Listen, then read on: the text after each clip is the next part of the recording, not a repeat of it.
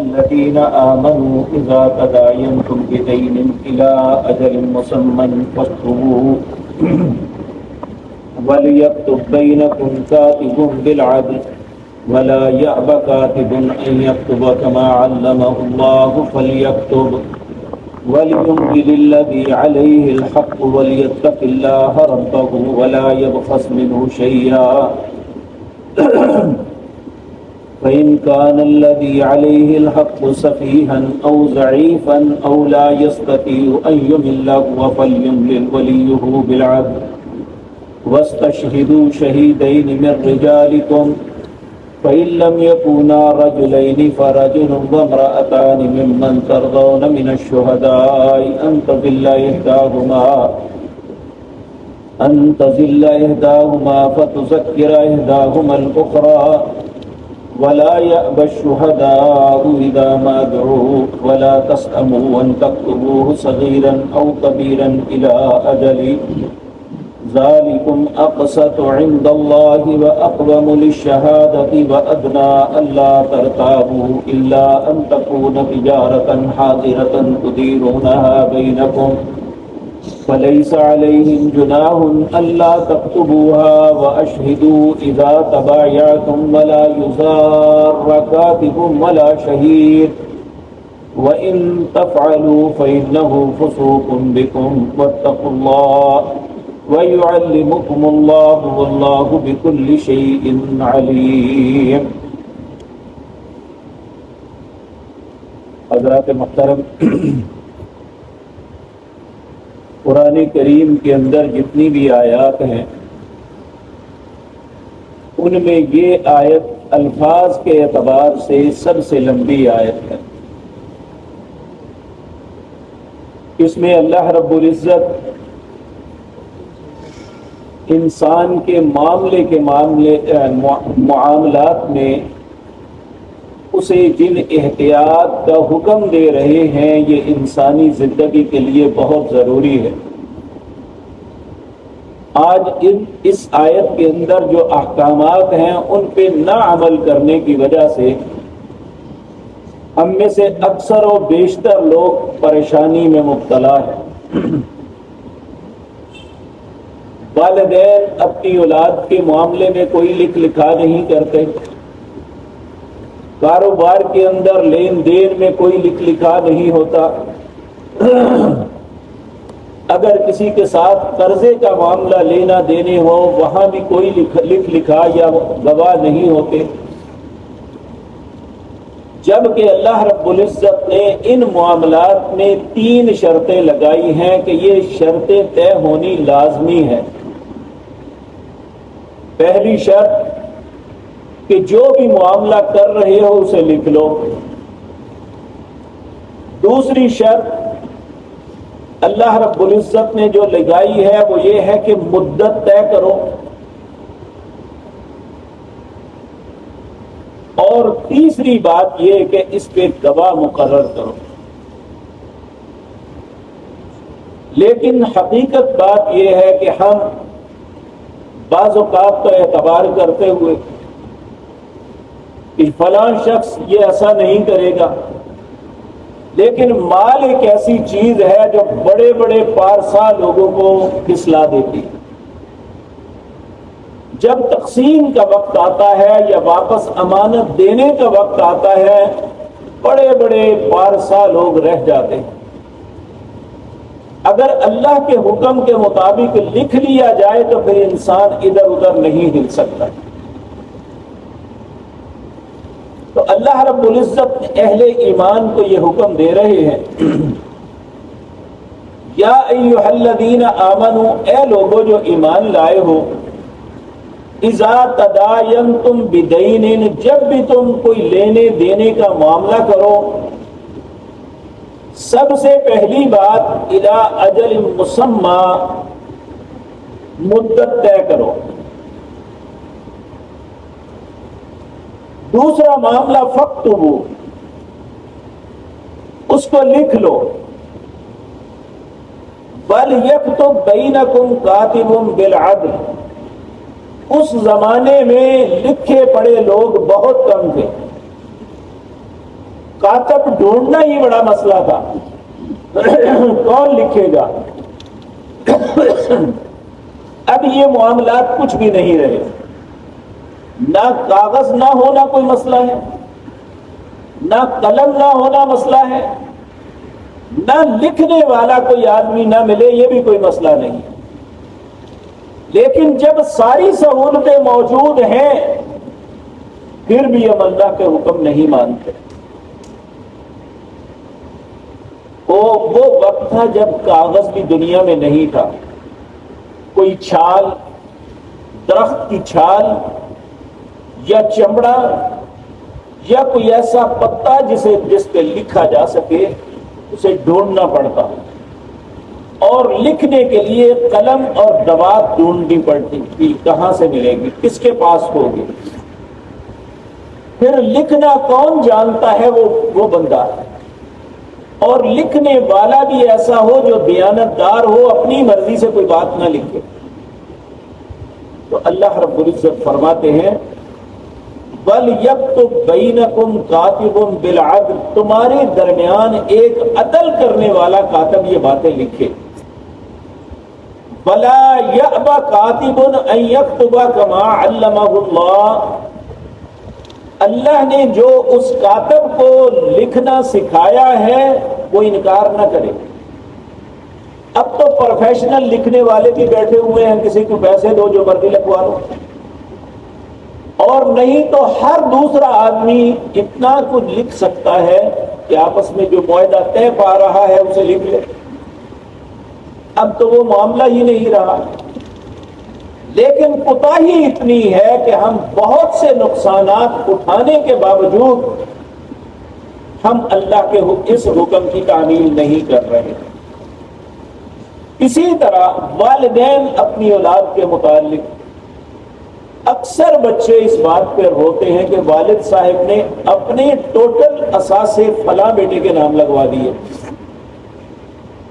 اور وہ شاید ہم والدین پہ بھی حسن ظن رکھتے ہیں، وہ اس ذہن کے ساتھ کہ یہ بیٹا سب کو دے دے گا، لیکن جب دینے کا معاملہ آتا ہے تو وہ مکر جاتا ہے، دوسرے سب بہن بھائیوں کو محروم کر دیتا ہے کہ میرے نام رجسٹری ہے، جبکہ یہ لکھ لیا جائے۔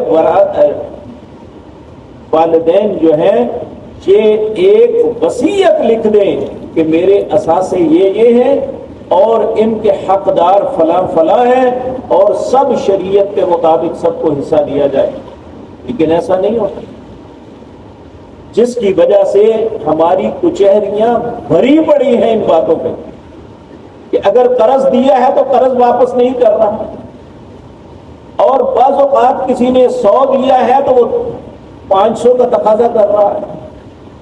اگر یہ باتیں لکھ لی جاتی تو یہ کبھی بات نہ ہوتا۔ اسی طرح بھائی بھائی کا دشمن بنا ہوا ہے صرف اس نہ لکھنے کی وجہ سے۔ تو اللہ رب العزت فرما رہے ہیں فَلْيَكْتُبْ، اسے لکھ لو، وَلْيُمْلِلِ الَّذِي عَلَيْهِ الْحَقُّ وَلْيَتَّقِ اللَّهَ رَبَّهُ وَلَا يَبْخَسْ مِنْهُ شَيْئًا، اور اللہ رب العزت فرماتے ہیں ضروری اس پہ ہے کہ اس حق کو اللہ سے ڈرتے ہوئے یہ سارے معاملات کرے۔ وَلَا يَبْخَسْ مِنْهُ شَيْئًا، اس کے اندر کوئی بھی خباثت نہ کرے، کوئی رد و بدل نہ کرے۔ اگر ایک آدمی نہیں لکھنا پڑھنا جانتا تو دوسرا آدمی عبارت ایسی لکھ دے کہ وہ بیچارہ بعد میں پریشان ہو جائے کہ میرا تو ایگریمنٹ یہ تھا ہی نہیں، اور ایسا کرتے ہیں۔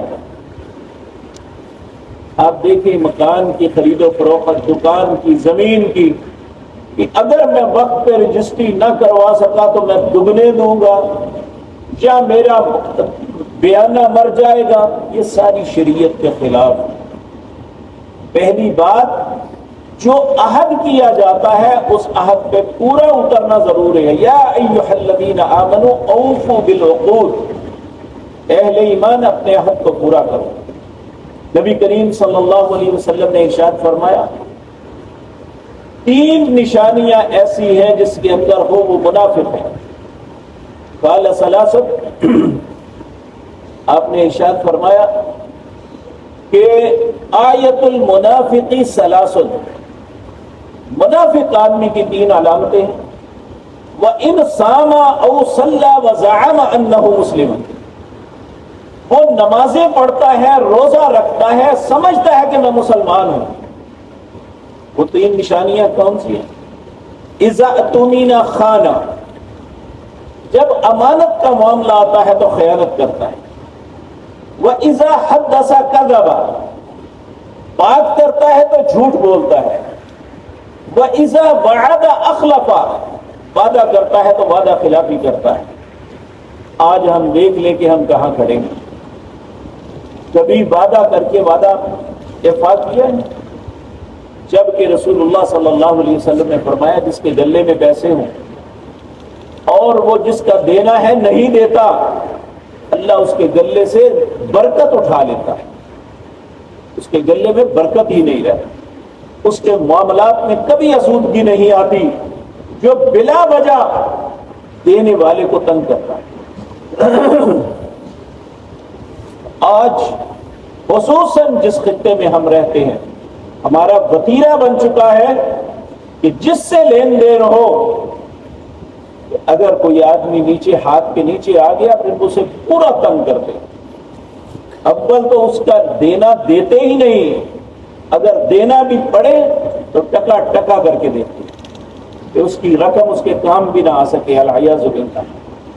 اللہ رب العزت فرماتے ہیں وَلَا يَبْخَسْ مِنْهُ شَيْئًا، کہ انسان ان معاملات میں خباثت نہ کرے کچھ بھی. فَإِنْ كَانَ الَّذِي عَلَيْهِ الْحَقُّ سَفِيهًا أَوْ ضَعِيفًا أَوْ لَا يَسْتَطِيعُ، اگر وہ جس کو دے رہا ہے مال وہ کمزور ہے یا وہ استطاعت نہیں رکھتا یا اسے اتنی سمجھ نہیں ہے، تو أَن يُمِلَّهُ فَلْيُمْلِلْ وَلِيُّهُ بِالْعَدْلِ، پھر دینے والے کو چاہیے کہ وہ لکھوائے، عدل کے ساتھ لکھوائے، اس میں خیانت نہ کرے.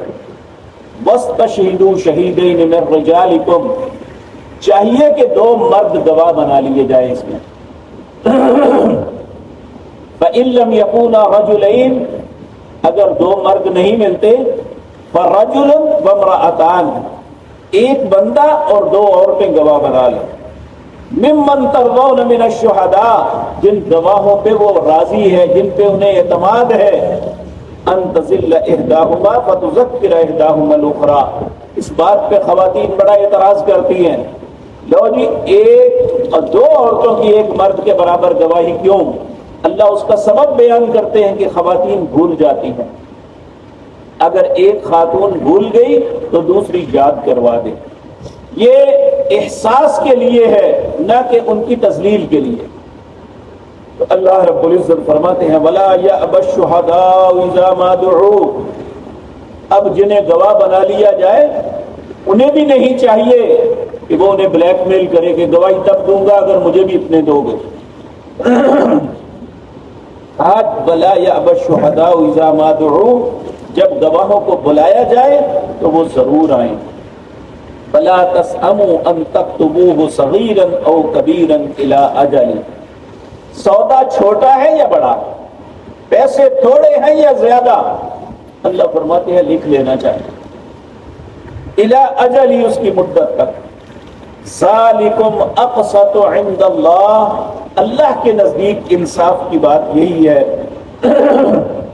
وَأَقْوَمُ لِلشَّهَادَةِ وَأَدْنَىٰ أَلَّا تَرْتَابُوا إِلَّا أَن تَكُونَ تِجَارَةً، اور وَأَقْوَمُ، اور قائم رہنا چاہیے لِلشَّهَادَةِ، شہادت دینے والے کو.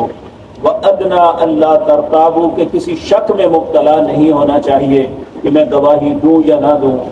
إِلَّا أَن تَكُونَ تِجَارَةً حَاضِرَةً، اگر تم تجارت کر رہے ہو، حاضر یعنی ایک ہاتھ سے پیسے لیے دوسرے ہاتھ سے سودا دے دیا. فرمایا تدیرونها بینکم فلیس علیکم جناح الا تکتبوها، یہاں تم پہ کوئی گناہ نہیں اگر نہیں لکھتے. جب انسان کوئی مدت طے کرتا ہے، ادھار سودا لیتا دیتا ہے، تو اس وقت لکھنا لازمی ہے. اگر نقد انسان لیتا ہے، پیسے لے لیے سودا دے دیا، اس میں نہ بھی لکھے تو اللہ فرماتے ہیں فلیس علیکم جناح، تم پہ کوئی گناہ نہیں، اللہ تکتبوہا اگر اسے نہیں لکھتے۔ وَأَشْهِدُوا إِذَا تَبَايَعْتُمْ، اور وَأَشْهِدُوا، اور گواہ بنو، إِذَا تَبَايَعْتُمْ، جب تمہیں بلایا جاتا ہے، وَلَا يُزَارَ كَاتِبٌ وَلَا شَهِيدٌ، نہ تو تم کتابت کاتب کو تکلیف دو اور نہ ہی جو گواہ ہے اسے تکلیف دو۔ وَإِن تَفْعَلُوا، اگر کسی گواہ کو پریشان کیا یا کاتب کو پریشان کیا، فَإِنَّهُ فُسُوقٌ بِكُمْ، تم نے بہت بڑے گناہ کا ارتکاب کیا ہے۔ وَاتَّقُوا اللَّهَ، اللہ سے ڈرو۔ وَيُعَلِّمُكُمُ اللَّهُ، اللہ یہ تعلیم دیتا ہے تمہاری خیر کے لیے۔ وَاللَّهُ بِكُلِّ شَيْءٍ عَلِيمٌ، اور اللہ ہر چیز کو جاننے والا ہے۔ تو اس کے بعد اللہ سفر کے اندر اگر معاملہ ہو جاتا ہے تو پھر کیا کرنا چاہیے؟ اللہ نے زندگی اور توفیق دی تو انشاءاللہ آئندہ مجلس میں عرض کروں گا۔ ہمیں یہ بات یاد رکھ لینی چاہیے، جو حکم اللہ کے ہیں انہی کے اندر ہمارے لیے خیر ہے۔ اللہ ہمیں یہ باتیں سمجھنے اور ان پہ عمل کی توفیق عطا فرمائے۔ اقول قولی ھذا واستغفر اللہ۔